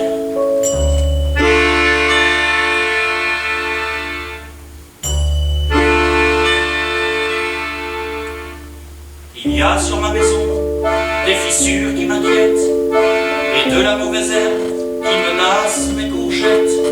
Mon chien n'aboie même plus, il est mort ce matin. Et des toiles d'araignée décorent ma salle de bain. Le pull que je préfère est élimé aux manches. Les couleurs sont passées, j'ai mon armoire qui flanche. La vaisselle s'entasse, je n'ai plus à l'église. Si Dieu est encore là, sa décision est prise. Tout le temps, tout fout le camp, la vie, l'amour, les valses, tout fout le camp. Tout le temps, tout fout le camp, et jeunesse trépasse comme un dernier printemps. Tout le temps, tout fout le camp. Dessous c'est une crevasse, je sais bien, je rêvasse. Tout fout le camp, y en a plus tout longtemps. Au village on se moque, je le sens dans mon dos. Ça doit être l'époque qui n'aime pas les vieux os. Tous les matins 6 heures, j'ai pourtant rien à faire. Il y a déjà bien longtemps qu'il n'y a plus rien à traire. Une nuit je partirai et j'irai les rejoindre. Je n'ai plus faim, plus soif, vraiment plus rien à craindre. Tout habillé de noir, elle viendra me chercher. Et je préfère bien ça à des ambulanciers.